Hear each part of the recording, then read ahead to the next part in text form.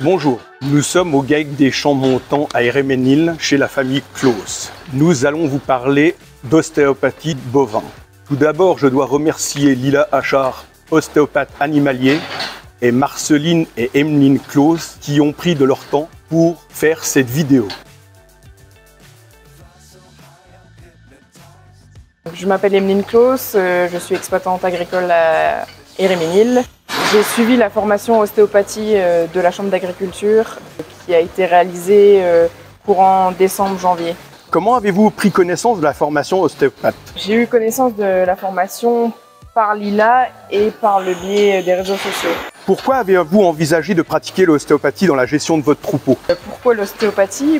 Déjà on le pratique sur nous, donc pourquoi ne pas le faire sur nos animaux? Et c'est important pour nous le bien-être de nos animaux, donc voilà pourquoi l'ostéopathie sur le troupeau.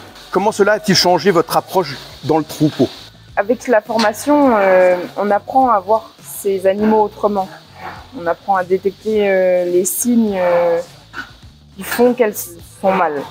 Oui, voilà, c'est une approche de ces animaux. En fait, on les voit tous les jours, mais des fois, on les regarde pas comme on devrait les regarder. Et il y a des fois où elles expriment leur mal-être sans forcément que ce soit des comportements de malaise, sans symptômes cliniques.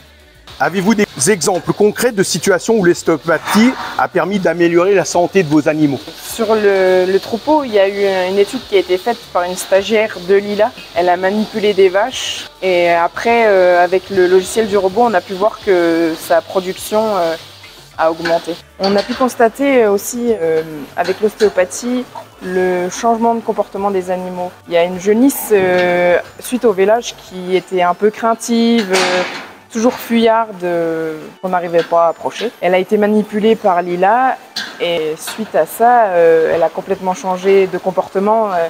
Elle est plus avenante, elle vient nous voir, elle a changé de comportement. Pour les agriculteurs qui seraient intéressés par cette formation, quels conseils pouvez-vous leur apporter? Déjà de s'inscrire à la formation et surtout qu'ils n'hésitent pas parce que voilà, c'est une autre approche. Et c'est important de connaître ces animaux et de les mettre au mieux de leur forme. Bonjour, alors moi je suis ostéopathe animalier, Lila Achard. Je travaille essentiellement sur les gros animaux, les chevaux et les vaches. Et donc nous sommes ici pour vous présenter un petit peu l'intérêt de l'ostéopathie en élevage. Pourriez-vous nous expliquer en quoi consiste l'ostéopathie bovin? Alors l'ostéopathie chez le bovin, elle consiste à trouver les blocages et leur apporter un bien-être. L'intérêt de l'ostéopathie, c'est de pouvoir agir quand même assez rapidement quand on détecte un mal-être chez l'animal. Ça permet aussi de rapprocher les liens entre l'animal et l'éleveur, puisque si vous agissez tôt, eh bien, vous permettez à l'animal de retrouver un bien-être plus rapidement pour les rendre plus productifs. Faut-il avoir des compétences particulières pour suivre la formation ostéopathe? Alors, des compétences particulières, non, si ce n'est avoir une sensibilité et s'intéresser à la chose. Quel est le contenu de cette formation et quelles sont les durées?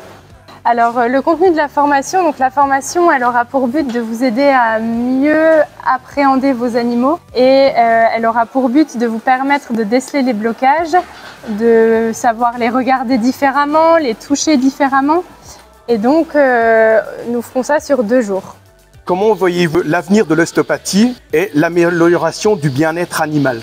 Eh bien, l'avenir de l'ostéopathie pour moi va forcément, on verra de plus en plus d'ostéopathes dans les fermes où les éleveurs pratiqueront de plus en plus certaines techniques ostéopathiques puisque c'est une médecine qui est très complémentaire à la médecine vétérinaire et qui permet encore une fois d'aborder l'animal autrement et on peut agir sans que l'état de l'animal soit altéré.